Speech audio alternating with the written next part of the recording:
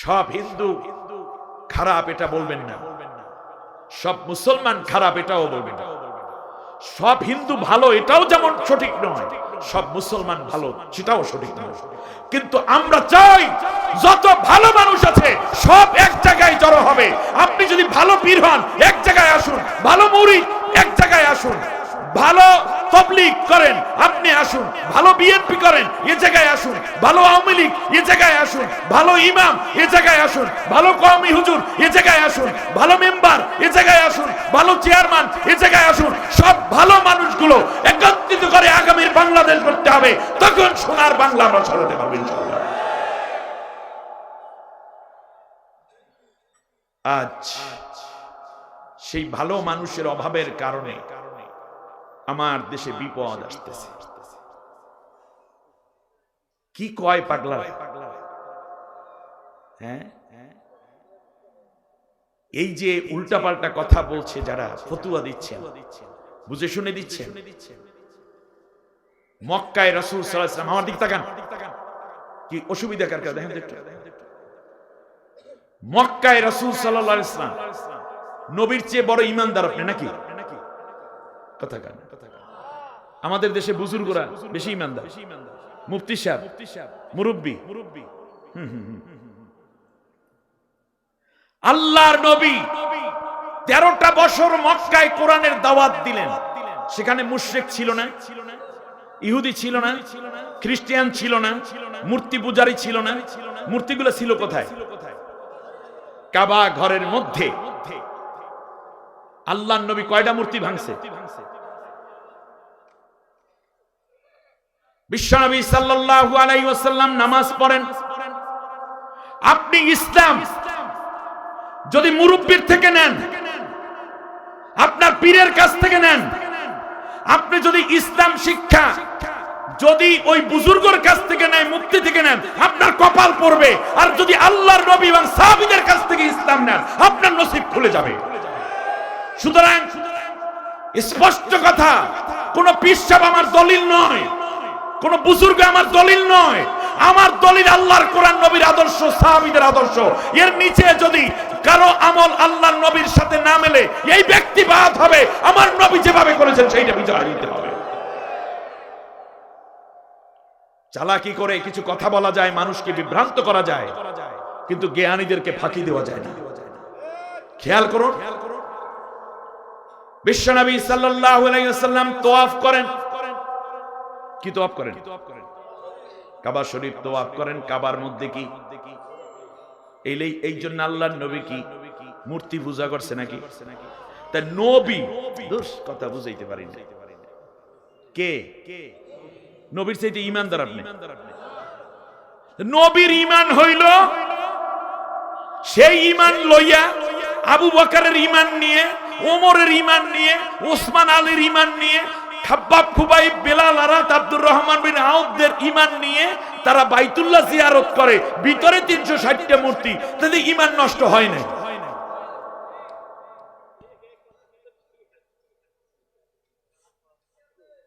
এই হুজুরের এই সময় থাকলে এটা কি নবী? মূর্তি আগে ভাঙবে, তারপর না জিয়ারত করবে।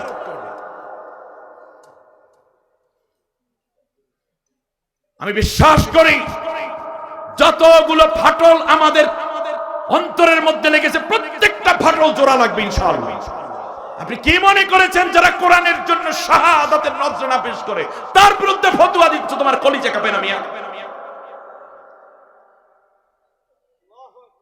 বুজুর্গগিরি করা আর ময়দানে আল্লাহর দ্বীন প্রতিষ্ঠার আন্দোলন রক্ত জীবন দেয় এক নয়। সহজ পথ বেছে নিয়েছেন। হক পথে চলতে গেলে অনেক বাধা আসবে। আসেন না হুজুর? একদিকে তাদের ছিল ফাঁসনা, সংবর্ধনাকে পাথি মেরে ফেলে দিয়ে আল্লাহর সাহায্যের জন্য, আল্লাহর সন্তুষ্টির জন্য ফাঁসির রশি গলায় পড়েছে। এর নামই হচ্ছে জিহাদ ফি সাবিলিল্লাহ। এটাই হচ্ছে ইমানের মৌলিক পরীক্ষার জায়গা। হুজুর একবার গলায় রশি পড়েন, তারপরে বোঝা যাইবে আপনি আসল না নকল। আপনি তো চাইল পেশই নাই। একটু জিকির করুন লা ইলাহা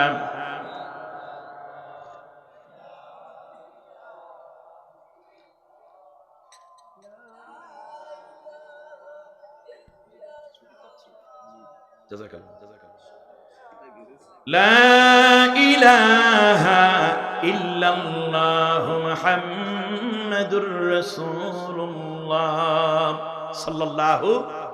কষ্ট হয়েছে আপনাদের? মূল কথায় আবার ঢুকে পড়ব। আল্লাহর রাসূল সাল্লাল্লাহু আলাইহি ওয়াসাল্লাম নামাজ পড়েন বাইতুল্লাহ, মূর্তি ভাঙ্গা না ওই অবস্থায় থাইকেই। নবীর ঈমান পাতলা হয়ে গেছে, নাউযুবিল্লাহ পড়ে। বেশ, নবী মদিনায় চলে গেলেন। মদিনায় যাওয়ার পরে আল্লাহর নবী কোপাকুপি কইরা তারপর ইসলামী রাষ্ট্র কায়েম করছে। কথা বলেন না দোষ করেন নাই। কি করেছেন? মদিনায় কি ইহুদি ছিল না, খ্রিস্টান ছিল না, মাজুসি ছিল না, মূর্তি পূজারী ছিল না? ছিল। সবাইকে নিয়ে আল্লাহর নবী কি কোপাকুপি করছে, নাকি সবাইকে নিয়ে আল্লাহর নবী সাল্লাল্লাহু আলাইহি ওয়াসাল্লাম একটা রাষ্ট্র কায়েম করে মদিনা সনদ করেছেন? তাই মদিনা সনদের মধ্যে কি ছিল? মদিনা সনদের মধ্যে যার যার ধর্ম শেষে কারো ধর্মের প্রতি কোনো কটাক্ষ করা যাবে না। কি চমৎকার কথা, ঠিক আছে কিনা? তো ইসলামের প্রথম রাষ্ট্র যে কায়েম হলো সেটা কি যুদ্ধের ভিত্তিতে, অস্ত্রের ভিত্তিতে, নাকি সমর্থন এবং আনুগত্যের ভিত্তিতে? সমর্থনের ভিত্তিতে। সবাই বলছে কি, আল্লাহর নবী বললেন তোমরা যদি আমাকে রাষ্ট্র দায়িত্ব দাও তাহলে আমি কোরআন দিয়ে রাষ্ট্র চালাবো। বললেন নবী মুহাম্মদ আপনি কোরআন দিয়েই রাষ্ট্র চালান, কোনো অসুবিধা নেই। সব ধর্মের লোকেরা বললো কি, মুহাম্মদ আপনি কোরআন দিয়েই রাষ্ট্র চালান। আল্লাহর নবী কোরআন দিয়ে রাষ্ট্র চালান কোথায়? মদিনায়। আপনারা বলেন তো দেখি, সব ধর্মের লোকদেরকে নিয়ে নবী রাষ্ট্র চালালেন, একজন অন্য ধর্মের লোককেও কি নবী কি কোপাইছে? দেশ থেকে বের করে দিয়েছেন। তাই অন্য ধর্মের সবাইকে নিয়ে নবী রাষ্ট্র চালাইছে কয় বছর? 10 বছর। সাহাবীরা চালাইছে আরো 30 বছর। তাহলে এখন বলুন তো দেখি, তাহলে নবীও অন্য ধর্মের লোকদেরকে নিয়ে রাষ্ট্র পরিচালনা করেন, আর বাংলাদেশে জামাত ইসলামী অন্য ধর্মের লোকদেরকে নিয়ে রাষ্ট্র চালাইতেছে। তাই উনি কি ইসলাম করবে? ওনাদের ইসলাম হইল না। তার কারণ ওনার মতো ইসলাম বানাইলো না কেন জামাত ইসলামী? এই জন্য জামাত শেষ। জামাত ইসলামের মতো আছে, আপনার ইসলামের মতো নাই। আপনার ইসলাম ইসলামের মতো বানান, আপনাকেও জামাতের মধ্যে খুঁজে পাবো, জামাতও আপনার মধ্যে খুঁজে পাবে, ঠিক কিনা বলেন? নিজের প্যাটার্নে ইসলাম বানায়েন না, কোরআন হাদিসের প্যাটার্নে ইসলাম বানান। আল্লাহ কবুল করুন। আরো জোরে বলেন। প্রিয় ভাইরা, রাসূল সাল্লাল্লাহু আলাইহি ওয়াসাল্লাম মক্কায় ছিলেন 13 বছর। চাইলে 2-4-5টা কাফেরের মাঝে হইতে পারতেন না। ওমরের মতো মানুষ তার হাতে, সুবহানাল্লাহ কয় না? খাব্বাব খুবাইবদের মতো, বেলালের মতো শক্তিশালী যুবক তার হাতে। এই সাহাবীরা মিলেই তো, আমার দিকে তাকান, আমার দিকে তাকান, এই সাহাবী কয়জন মিলেই তো বদরের যুদ্ধটা করলেন, ঠিক না? তো বদরের যুদ্ধে মাত্র 313 জনে 1000কে সমানে সাইজ কইরা দিয়া 70টারে আবু জেহেল, আবু লাহাব, উতবা, সাইবা, রবিয়া, উমাইয়া বিন খালফ সহ 70টারে কোপাইয়া বদরের প্রান্তরে কি করছে? পৃথিবী থেকে বিদায় করে দিল। তো এই লোকগুলো মক্কায় ছিল, একটার গায়েও যে হাত তোলে না, তার কারণ যে নিজের দেশে যখন নবীজন মক্কায় ছিলেন, ওটা কার দেশ? তাহলে বোঝা যায় ইসলামের নামে নিজের দেশের লোককে মারা, হত্যা করা, গালি দেওয়া, টর্চার করা ইসলাম সমর্থন করে না। থিম বুঝতে হবে। হুজুর আপনি যেই কিতাব পড়েন ওই কিতাবের বাইরে যে আরো কি কি কিতাব আছে একটু পড়ে দেখেন। তাহলে আল্লাহর নবী যেই সাহাবীদেরকে নিয়ে যুদ্ধে নামলেন, সেই সাহাবীরই তো মক্কায় ছিল। 2-4-5টারে ফেলাই দিতে পারতেন না নাকি? নবী করেছেন? 13 বছর মার খাইছে, খালি খাইছে না। আচ্ছা, মদিনায় আসার পরে মদিনার মধ্যে কিছু অমুসলিম ছিল কি ছিল না? এমনকি মুনাফিকও ছিল কিনা? তো 2-4টারে মাইরে ফেলাইতে পারতেন না? পারছে? মারছে? মারে নাই। কারণটা কি? কারণ হচ্ছে নিজের দেশের লোকদেরকে ইসলাম ক্ষমতায় থাকলেও মারে না, ক্ষমতায় না থাকলেও। এই জন্য জামাত ইসলামী এই রাষ্ট্রের অমুসলিম, মুসলিম, অন্য দল, অন্য মত কারো গায়ে হাত তুলে কাউকে হত্যা করে না। কোন প্রমাণ দিতে পারবে না কোন বাপের সুপুত্র। কেবলমাত্র মিথ্যা কথা তোমরা বলতে পারো, আর শিবির রক কাটে কোন সৎ মায়ের সত্য সন্তান এই কথা প্রমাণ করতে পারে না। কারণ আমরা ইসলাম জানি, ইসলাম বুঝি বিধায় কোন নিজের রাষ্ট্রের লোকদেরকে সে অমুসলিম হলো তার গায়ে হাত তোলা ইসলাম সমর্থন করে না, আমার নবী করে নাই, ঠিক কিনা বলেন?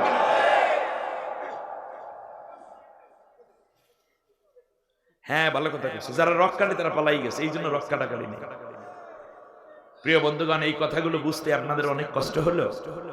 দিনের মতো সোজা একটু বিশ্লেষণ করলেই বুঝে ফেলেন আপনারা। সুতরাং যারা ইসলামকে ধ্বংস করতে আসবে বহির্শত্রু, তাদের বিরুদ্ধে প্রয়োজনে লড়াই করে ইসলাম, সেটাও রাষ্ট্র ক্ষমতায় থাকার পরে, ভিতর থেকে ছোট্ট একটা গোষ্ঠী তৈরি হয়ে নয়। খেয়াল করেন নাই মনে? আল্লাহর নবী বদর, ওহুদ, খন্দক এটা হয়েছে কি নবী রাষ্ট্র ক্ষমতায় থাকার আগে না রাষ্ট্র ক্ষমতায় থাকার পরে? রাষ্ট্র ক্ষমতায় থাকার পরে। তার কারণ রাষ্ট্র ক্ষমতায় নবী আছেন মদিনায়, এরপরে বদরে আসছে সাইজ করছে, ওহুদে আসছে সাইজ করছে, খন্দকে আসছে সাইজ করছে, এরপরে হুনাইনে আসছে সাইজ করছে। এটা কি রাষ্ট্র ক্ষমতায় থাকার আগে না রাষ্ট্র ক্ষমতায় থাকার পরে? ইয়েস, রাষ্ট্র ক্ষমতা থাকতে হবে আগে। যাই হোক, আমি আপনাদের উদ্দেশ্যে বলছিলাম যে পৃথিবীতে বিপদ কেন আসে। আমার আলোচনাটা খুব ছোট করে ফেললাম আমি। আপনারা এই পর্যন্ত কষ্ট পেয়েছেন? আল্লাহ রাব্বুল আলামিনের হাবিব বলেছেন, আমার নবীজি বলছি, শোনো, যে কয় কারণে ভূমিকম্প হয়, 1 নম্বর, এখানে আমি 13টা কারণ বলবো একসাথে। ইযা তুকিদাল ফায়ুদ দাওয়ালা, যখন শাসক যখন রাষ্ট্রের মাল চুরি করা শুরু করে, তখন কি হবে? বর্তমান যুগের তরুণরা ইসলামকে গ্রহণ করে ফেলেছে, তরুণদের যত ভোট সব ইসলামের পক্ষে আসবে ইনশাআল্লাহ। সমস্যা হয়েছে বুড়াদেরকে নিয়ে। এই বুইরাদেরকে সাইজ করতে আল্লাহ তাআলা ভূমিকম্প দিয়েছে। আপনারা ঠিক হইলে যাতে করে আগামীর পার্লামেন্ট কোরআনের পার্লামেন্ট বানান, সেই জন্য আল্লাহ চারদিকে একটু ধাক্কাধাক্কি করতে আছে, অতএব আমরা সবাই সোজা হয়ে যাব।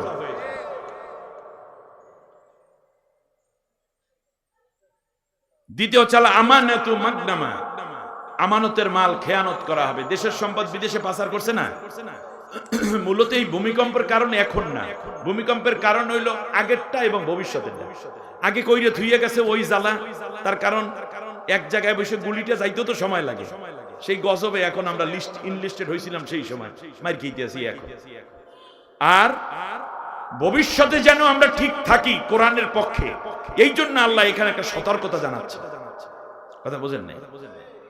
বন্যা শুরু হওয়ার আগে সাইক্লোন শেল্টার গুলোতে বিভিন্ন মহল্লায় এই যে রেড ক্রিসেন্ট সোসাইটি, বিভিন্ন মানবতা সংস্থা, এরা আপনারা দেখবেন বলে যে 10 নম্বর মহা সতর্ক সংকেত বাংলাদেশের দিকে দ্রুত গতিতে এগিয়ে আসতেছে, সবাই ঘর বাড়ি থেকে বেরিয়ে পড়ুন, সাইক্লোন শেল্টারে আশ্রয় নিন, শুকনো খাবার নিন, গরু বাছুরগুলোকে শক্ত করে বেঁধে নিন, ওখানে চলে যান, বাচ্চা সন্তানদেরকে, বৃদ্ধদেরকে সাবধানে নেওয়ার আশা করবেন, আমরা আপনাদেরকে উদ্ধার করার জন্য এগিয়ে আসছি, কার বাড়িতে কি আছে আমাদের কাছে দেন, আমানতদারিতার সাথে আবার ফিরিয়ে দেব, এরকম কথা কিন্তু বলতে থাকি, ঠিক না? টাকা পয়সা যা আছে মাটির নিচে গর্ত করে তা লুকিয়ে রেখে যান, ইত্যাদি ইত্যাদি। তাহলে আপনারা বলেন, এখনো ঝড় শুরু হয়েছে না হয় নাই? হয় নাই। এখনো আকাশে মেঘও দেখা যায় না, কিন্তু কি কর পাগলায়, রাত 10টায় কিন্তু আঘাত হানবে। যশোরের বাগাবাড়ির উপর দিয়া 133 কিলোমিটার বেগে ঝড়ো হাওয়া বয়ে যাবে। একথা যখন শুনছে তখন সূর্য কিন্তু কি একেবারে কড়া, মেঘ নাই, কিছু নাই। শুনছো কি অবস্থা? এরপরে কি করে? আঘাত হানবে কয়টায়? রাত 10টায়। সন্ধ্যার পর দেখে একটু মেঘ ডাক, 8টার সময় দেখে গুরিং ডাক। ওরে বাবারে, এই যে ঝড় ছাড়লো রে। ঘোষণা দিয়েছে কবে? আগে। ফেব্রুয়ারিতে ঘটনা ঘটবে, আল্লাহ রাব্বুল আলামিন নভেম্বরে বাড়ি মারতে আছে, ডিসেম্বর জানুয়ারিতে যেন ঠিক হয়ে থাকে। সতর্ক সংকেত দিচ্ছে। ওয়াল আমানাতু মাগনামা, আমানতের মাল খেয়ানত হবে। রাষ্ট্রীয় আমানত কি হবে? এজন্য যারা খেয়ানত করার আশঙ্কা আছে তাদেরকে আমরা নেতা বানাতে পারি না। বলেন, নেতা বানাতে পারি না। আমি কোন দলের নাম নিছি, কোন ব্যক্তির নাম নিছি, এগুলো আমার কাম আছে কিছু? নবীর হাদিসটা তো বলা আমার দরকার, বাস এইটা হইলি। যাকাতু মাগরামা, যাকাতকে জরিমানা মনে করা হবে। যাকাত দেবে না ধনীরা।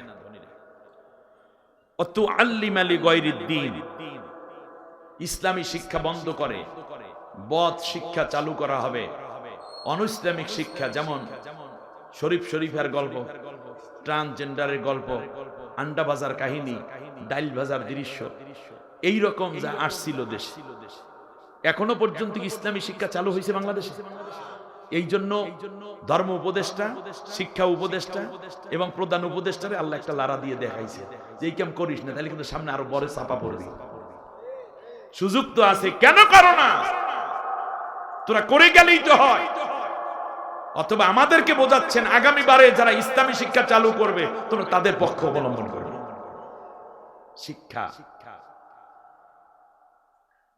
ইয়ানজিলু ফিহাল জাহেল, জাহিলিয়াত প্রকাশিত হয়ে পড়বে। ওয়া ইয়ারফাউ ফিহাল ইলম, এবং জ্ঞান উঠে যাবে। অজ্ঞরা কথা বলবে, জ্ঞানীরা বসে বসে শুনবে। ওয়া ইউকসারু ফিহাল হারাজ, আর গণহত্যা বেড়ে যাবে। ওয়া আতাআর রাজুলু ইমরাতাহু ওয়া আক্কা উম্মাহু, ছেলেরা বউয়ের অনুগত হয়ে যাবে আর মায়ের প্রতি তারা কঠোর হয়ে পড়বে। কি বাগমারায় আছে? এটা কি বাগারপাড়ায় আছে? এরকম কুৎসা সন্তান আছে না? আরে বেটা, বউরে ভালোবাসতে তো ইসলাম নিষেধ করেনি, বরং বহু উৎসাহিত করেছে। কিন্তু বউকে ভালোবাসে মাকে তিরস্কার করলে মনে রাখবি তুই ভূমিকম্পের মধ্যে পইরা মরবি, আল্লাহ তোর উপর লানত নাযিল করবে। মায়ের সামনে বউকে ধমক দিয়ে ছোট করবেন না, কারণ সে আপনার বাচ্চার মা, তিনিও মা হয়ে গেছে। হ্যাঁ, কিছু কম্প্রোমাইজ করে আগে বলে দেখো তুমি যা করো মায়ে অসন্তুষ্ট হয়, তা আমার মার সামনে গিয়ে তোমার ধমক দিলে মনে কিছু করবে না, কিন্তু আগে বিদ্যা মূল্যে তারপরে যদি কম্প্রোমাইজে কিছু করা যায়। কারণ আপনার স্ত্রী বেঁকে বসলে আপনার গোটা জীবন বেঁকে যাবে, অপরদিকে মা যদি বেঁকে যায় আপনার জান্নাত যাওয়া কঠিন হয়ে যাবে। সুতরাং দুইয়ের মধ্যে একটা সুন্দর সমন্বয় করে আগাতে হবে। আমার এখানে যারা ভাবিরা এসেছেন, আমার ভাইটাকে কষ্ট দিয়ে এমন বিপদে ফালাইয়েন না। আবার মা যারা এসেছেন, পুত্রবধূর প্রতি রুষ্ট হতে গিয়ে আপনি আপনার সন্তানকে ত্যাগ করেন না, এবং ওর যে একটা ছোট্ট সংসার হয়েছে সেই সংসারটার মধ্যে আপনি অশান্তির কারণ হয়েন না। মা, আপনি কিছুটা ছাড় দেন, ভাবিও কিছু ছাড় দেন, দেখবেন আল্লাহর রহমত দ্রুত পুরো ঘরের মধ্যে হাজির হয়ে যাবে।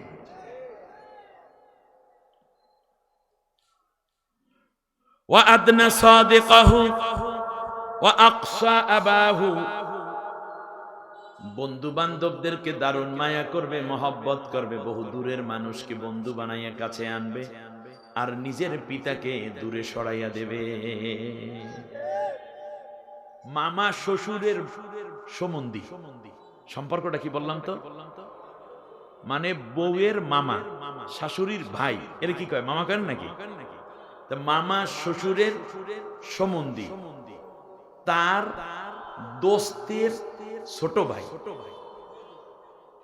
সেই ছোট ভাইয়ের খালাতো ভাইয়ের শ্বশুরের নাতি। এ বাড়িতে আসার পরে খাসি জবা দেয়, আরেকটু খান, আরেকটু খান, মাছ দেয়, কোরমা দেয়, পোলাও দেয়, ফিরনি দেয়, জর্দা দেয়, কালিয়া দেয়, কোপ্তা দেয়, কাবাব দেয়, স্বামী কাবাব দেয়, রেজালা দেয়, বড় কাতলের মাথা। কেন? সম্পর্কটা মামা শ্বশুরের সাথে। এই কারণে শাশুড়ি খুশি হইবে, শ্বশুর খুশি হইবে, শালায় আসছে বেড়াইতে, শালার আত্মীয়।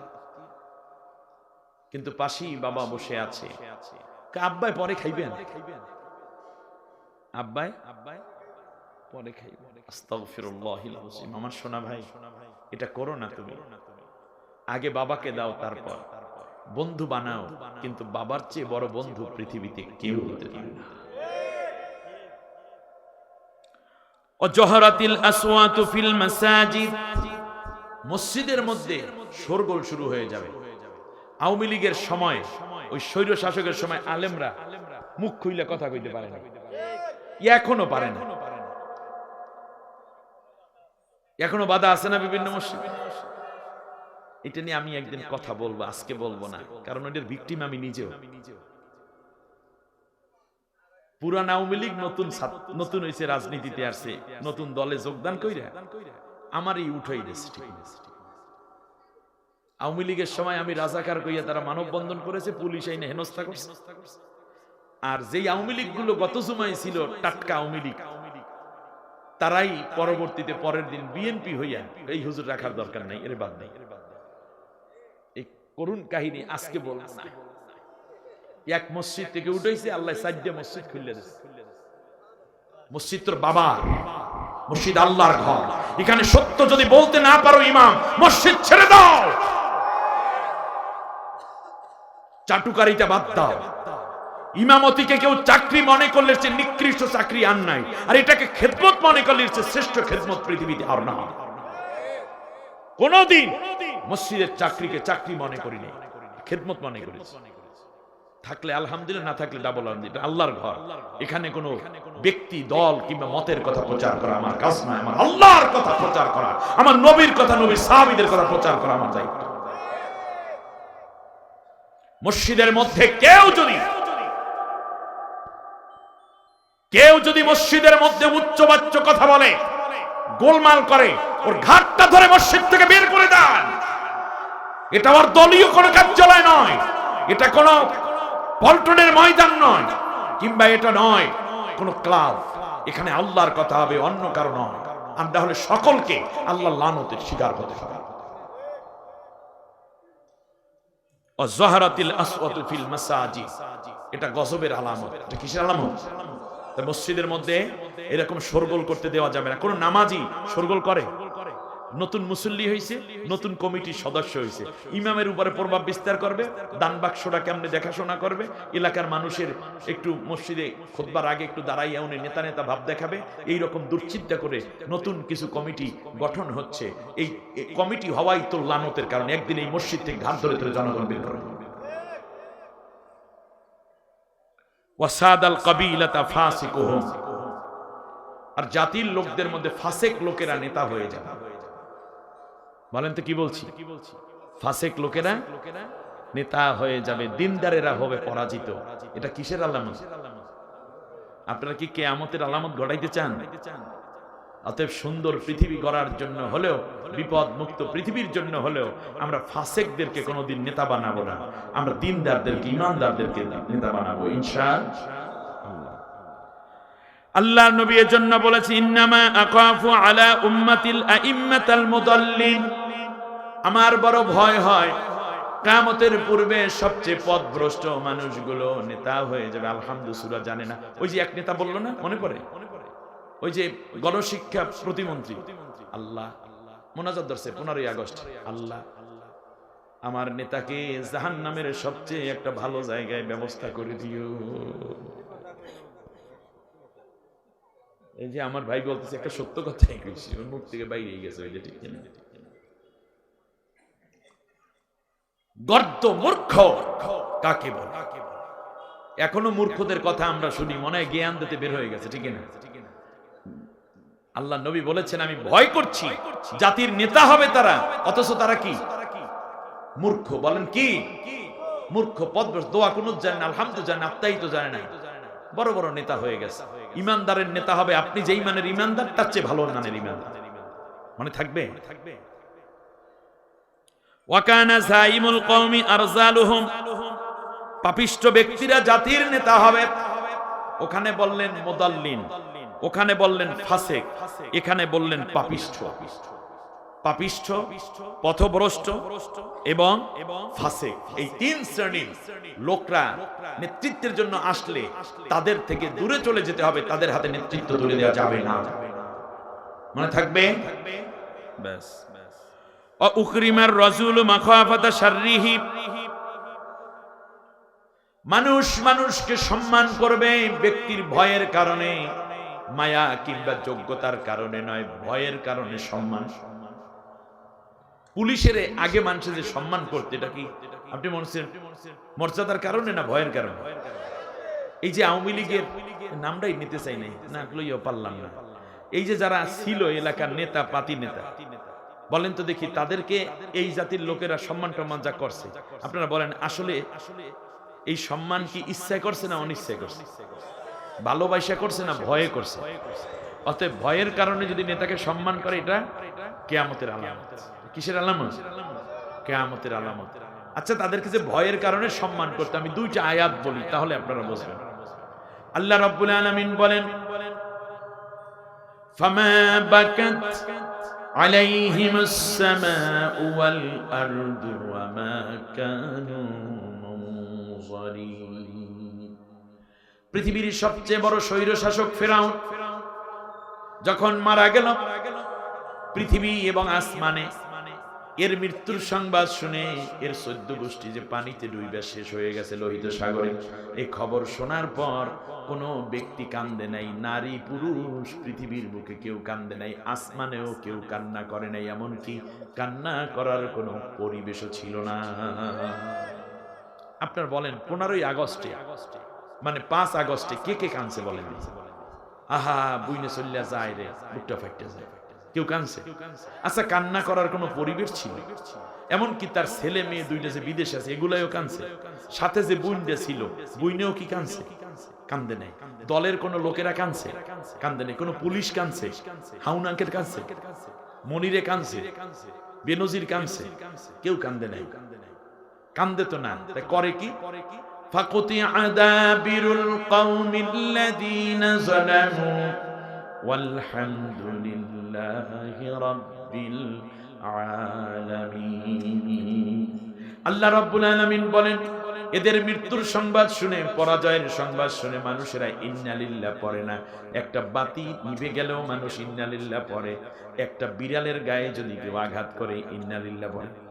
একটা মুরগির বাচ্চা আপনার পায়ের কাছে ঘোরে, ঘরের মধ্যে ছোট মুরগির বাচ্চাও থাকে না, হঠাৎ করে একটা মুরগির বাচ্চার পায়ের মাথার মধ্যে আপনার পাটা পড়লো, মারা গেল, এরকম হয় কিনা? তখন আপনি কি বলেন? ইন্নালিল্লাহ, হায় হায় রে।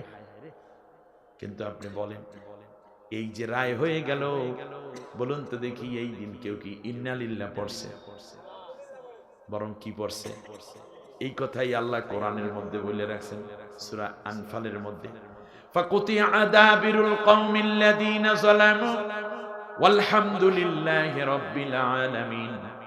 যেই দিন জালেম শাসক মারা যায়, জালেমরা মারা যায়, সেই দিন কেউ ইন্নালিল্লাহ পড়ে না, বরং সবাই বলে আলহামদুলিল্লাহি রাব্বিল। যেই দিন একটার পর একটা ফাঁসি কার্যকর করা হবে, আপনারা কি মনে করেন ফাঁসি কার্যকর হবে না নাকি?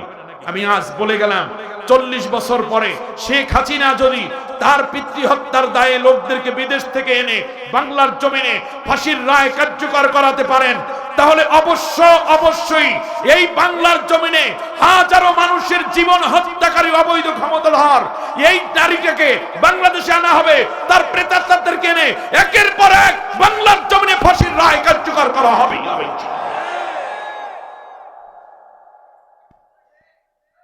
গল্প বলি না, লিখে রাখেন, ইটস ট্রুথ এন্ড রিয়ালিটি।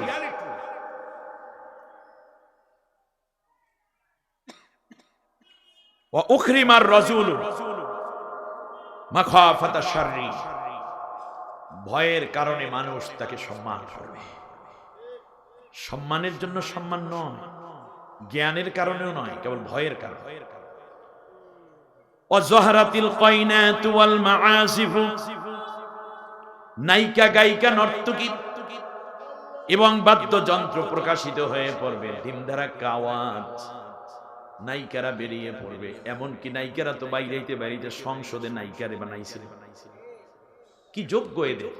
নায়ক নায়িকা, খেলোয়াড় গায়িকা, এইগুলা দিয়ে সংসদ ভরে ফেলছে, একটা মগের বল্লুক বানিয়ে ফেলেছে। সামনের দিনেও এই রকম খেলনার ঘর যদি জাতীয় সংসদকে বানানোর জন্য কাউকে নমিনেশন দিয়ে থাকে, ওই দলকে আমরা চিহ্নিত করে জাতির সামনে হাতে হাড়ি ভেঙে দেব।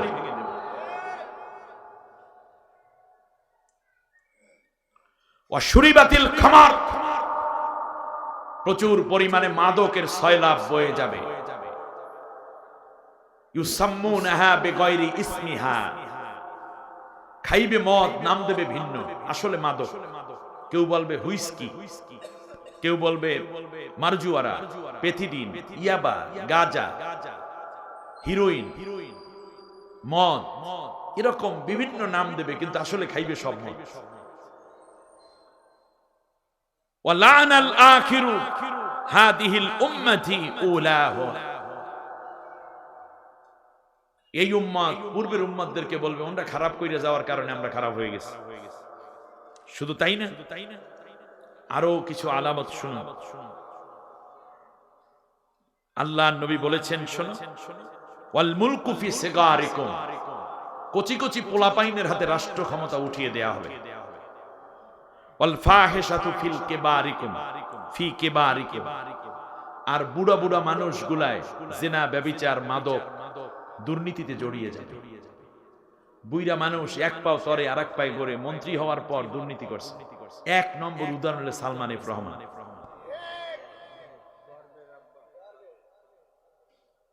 এরপরে মন্ত্রীগুলো যা আছে সবই তো দাড়ি চুল পাকনা, কিন্তু চরিত্র এবং নৈতিকতা কত নিচে চলে গেছিল।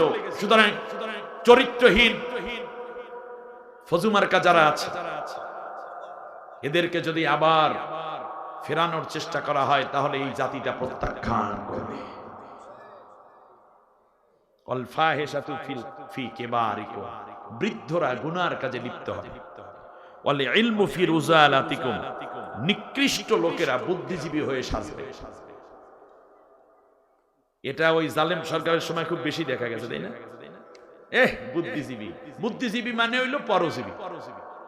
স্বর্ণলতার মতো গাছের মাথায় বসে ওর রক্ত চুষে খায়, নিজে ভালো থাকে, নাম দেশে বুদ্ধিজীবী, বুদ্ধি বেচে খায়। ইদা কানাল ইলমু ফিল ফুসাক, ফাসিকদের হাতে যখন রাষ্ট্র ক্ষমতা চলে যাবে, আল্লাহ নবী সাল্লাল্লাহু আলাইহি ওয়াসাল্লাম বলেছেন এই অবস্থা যখন চলতে থাকবে তখন তোমাদের উপর কিছু বিপদ জারি হয়ে যাবে। এক নম্বর হচ্ছে রিহাল হামরা, রিহান হামরা, আগুন বাতাস। বাতাসটার মধ্যে কি থাকবে? যেমন ডোনাল্ড ট্রাম্প ক্ষমতায় আসার পরে আমেরিকার শিকাগো থেকে নিয়ে বিশাল অঞ্চল শুধু পুড়ে যাচ্ছিল, ওরা নিভাতেই পারে নাই, যা পোড়ার সব পড়ছে। ওদের জিজ্ঞেস করলো পারছো না কেন? বলল যে বাতাস যেই দিকে আগুন যায় সেই দিকে আমরা কি করব? রিহান হামরা, ভালো করে বুঝুন যশোরবাসী, ও জালজালা এবং ভূমিকম্প,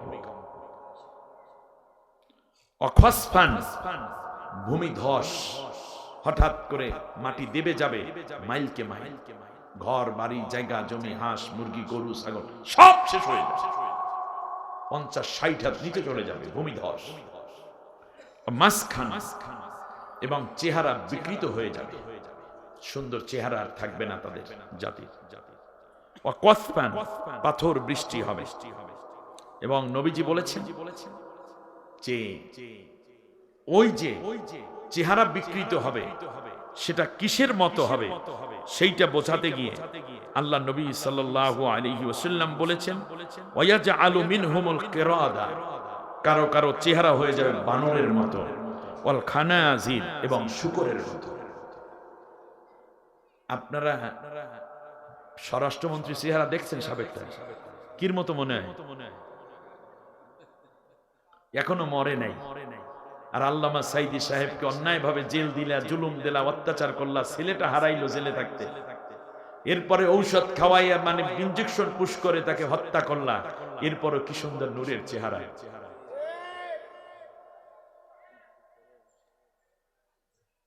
মনে রাখবে, কে বাঁচি কে মরি জানি না, একদিন শেখ হাসিনা মরবে, ওর চেহারা যে শেখ হাসিনার তা খুঁজে আর পাবেন না, এটা হয়তো বানর অথবা শূকরের মতো হয়ে যাবে। কারণ এত অত্যাচার।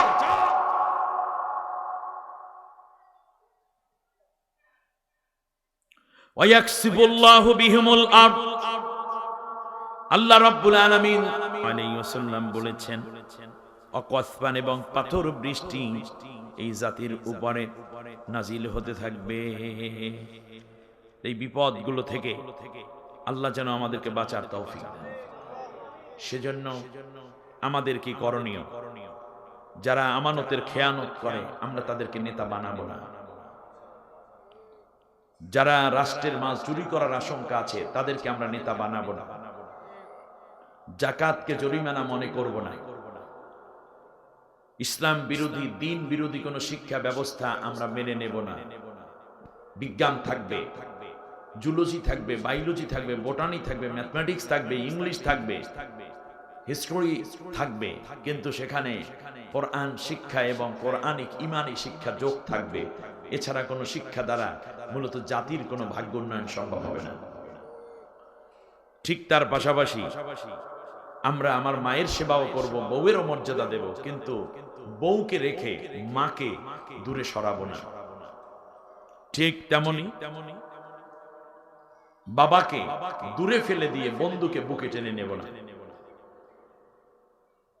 মসজিদের মধ্যে বিনে প্রয়োজনে একটি কথাও বলবো না। যত উচ্চবাচ্য কথা হবে সে তত বেশি গুনাহগার হবে। নবীজি বলেছেন, মসজিদের মধ্যে কেউ কথা বলে, তুমি বলো না এই চুপ করো, এটাও একটা আওয়াজ। এটা নবী পছন্দ। মরণ কি? মুখে আঙ্গুল দিয়ে কি চুপ করো, মনে থাকবে তো? অনেক গন্ডগোল হচ্ছে, আপনার চুপ করো এটাও বললেন না, এটাও একটা গন্ডগোল অংশ হয়ে যাবে। আল্লাহ আমাদের মাফ করুন। ফাসেক লোকদেরকে, মূর্খ লোকদেরকে এবং পাপিষ্ট লোকদেরকে আমরা সমর্থন দিয়ে নেতা বানাবো না। বলবো না ওই নেতার চরিত্র ফুলের মতো পবিত্র, নামাজ নাই তো গাজা টানে পাশে, এরকম বলা। যেই নেতা সৎ তার পেছনে থাকতে হবে। ভয় পেয়ে জনগণ সেবা আমার যত্ন করবে, মানবে, এরকম কোন কাজ কোন নেতার ভিতরে আমরা দেখলে তাকে আমরা নেতৃত্ব দেব না। মাদক এবং মদ সমাজ থেকে মূলোচ্ছেদ করতে হবে। এটা কি আপনি পারবেন? ওয়াজ কইরা? রাষ্ট্রের কাজ। এরপরে কাঁচা লোকদের হাতে রাষ্ট্রের নেতৃত্ব দেব না। বয়স্ক লোক যারা পাপাচারে লিপ্ত তাদেরকে সমাজে চিহ্নিত করে বয়কট করতে হবে। নিকৃষ্ট লোকেরা জ্ঞানের চেয়ারে বসে যাবে, এই দৃশ্য আমরা দেখতে চাই না। আল্লাহ রাব্বুল আলামিন আমাদের সবাইকে কোরআন এবং সুন্নাহর আলোকে যে কথাগুলো বলা হলো আমল করার তৌফিক দিন। বিপদগুলো আসবে কি কি? অগ্নিবায়ু, ভূমিকম্প, ভূমিধস, চেহারা বিকৃতি। বিকৃতির মধ্যে রয়েছে বানর এবং শূকরের চেহারার মতো পাথর বৃষ্টি। ঠিক তার পাশাপাশি মাটিকে ধসিয়ে দেয়া হবে। আল্লাহ রাব্বুল আলামিন আমাদের সবাইকে আজকের এই আলোচনার আলোকে বাকি দিনগুলো সিদ্ধান্ত নিয়ে জ্ঞান এবং কোরআন সুন্নাহর আমলে নিজেদেরকে যেন উজ্জীবিত হয়ে আগামী দিন কোরআনের দিনে আলোয় উদ্ভাসিত করার তৌফিক দান করেন। নামাজের সুরাতে সবাই বসে পড়েন। দাঁড়ানো যারা আদবের সাথে বসুন, মুনাজাত হয়ে যাবে। মা বোন যারা আছেন দূরে কিংবা কাছে, মেহেরবানি করে মুসাল্লায় বসে যান, নামাজের বিছানায় বিছিয়ে পড়ুন। আপনিও বাসায় থাকলে দোয়ায় শামিল থাকুন। একবার আলহামদুলিল্লাহ, তিনবার কুল হুয়াল্লাহ।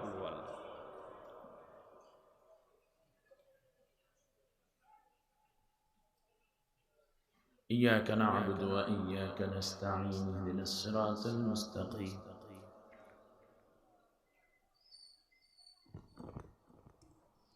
قل هو الله أحد الله الصمد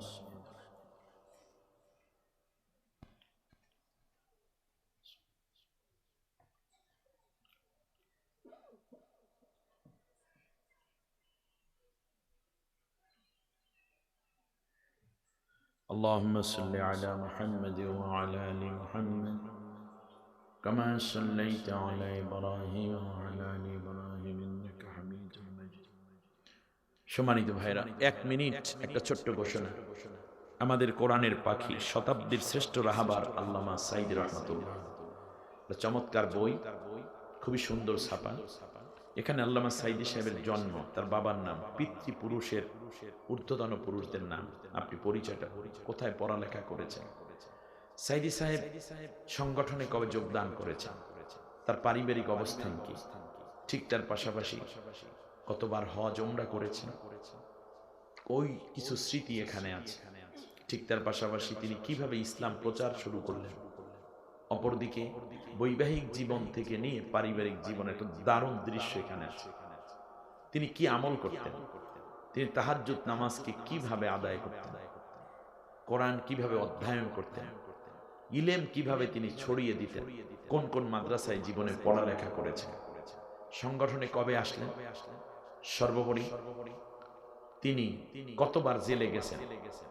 শেষবারে যখন তিনি জেলে যান তখন 54 দিন তাকে রিমান্ড দেওয়া হয়েছে। 54 দিন রিমান্ডে কি কি যন্ত্রণা দিয়েছে তাই বইটার মধ্যে আপনি পাবেন, কি কি জিজ্ঞেস করেছিল রিমান্ডের মধ্যে। অপরদিকে তাকে যখন গ্রেপ্তার করা হলো তখন পুলিশের প্রস্তাবনা কি ছিল। এরপরে জেল জীবনে বিভিন্ন বিষয় নিয়ে অত্যন্ত গুরুত্বপূর্ণ, বিশেষ করে বাংলাদেশ জাতীয়তাবাদী দল বিএনপির সাথে তার কি সম্পর্ক ছিল, লোকজন বিএনপির লোকজনও তাকে কেমন সম্মান করত, মুসলিমদের ঐক্য গড়ার জন্য তিনি ইত্তেহাদুল উম্মাহ করেছিলেন, সেইটার প্রেক্ষাপট কি ছিল, এটা ভাঙলো কেন, সামনে কি করণীয়, হেফাজতে ইসলাম এবং বাংলাদেশের বিভিন্ন পীর মাশায়েখদের সাথে আল্লামা সাঈদী সাহেবের কি কি সম্পর্ক। চমৎকার একটা বই, আশা করি নিয়ে যাবেন, দাম মাত্র 100 টাকা। এই বইটার মধ্যে আপনি আল্লামা সাঈদীকে দেখতে পাবেন, দোয়া করতে পারবেন, ঠিক তার পাশাপাশি আপনার সন্তান এবং আপনাকে একজন সাঈদী হিসেবে গড়ে তুলতে হলে কি কি দরকার উপায় উপকরণগুলো এখানে পেয়ে যাবেন। আমার সফর সঙ্গীর সাথে এই অল্প কয়টা বই আছে মাত্র, বেশি পাবেনও না, সবাই হয়তো পাবেন না, অল্প কয়েকজনে পাবেন। একজন সাঈদীকে দেখার জন্য বইটি খুবই উপকারী হবে আশা করছি, প্রাঞ্জল ভাষা এবং সুন্দর ছাপা। আশা করি অল্প কিছু বই আছে, আমার মনে হয় এই দিক থেকেও নিতে পারবেন। স্টেজ এটা আপনি নিয়ে যান। জি আলহামদুলিল্লাহ, জি শুকরিয়া আলহামদুলিল্লাহ। প্রয়োজনে আপনার জন্য একটা কপি, আপনার সন্তানের জন্য একটা কপি নেন। দুই বন্ধু একজনে দুইটা নিয়ে বন্ধুকে একটা গিফট করেন।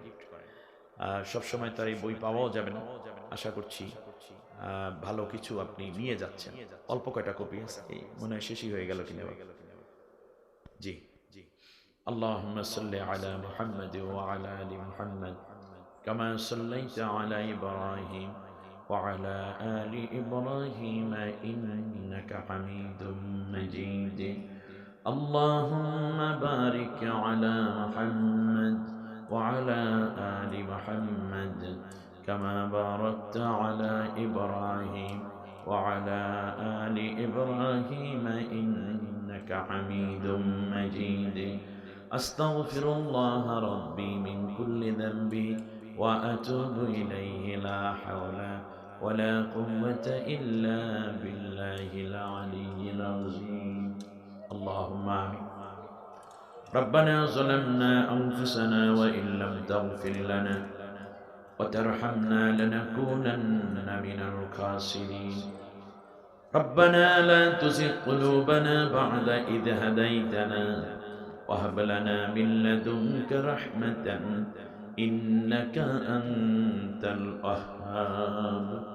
رب العالمين তোমার কোরআনের ময়দানে বুক ভরা আশা নিয়ে ভিক্ষুকের মতো গভীর নিশীথে হাত পেতেছি। জীবন ভরে যত গুনাহ করেছি কোরআনের বরকতে নবীর মহব্বতে আমাদের জিন্দেগীর তামাম গুনাহ রাশি মাফ করে দাও।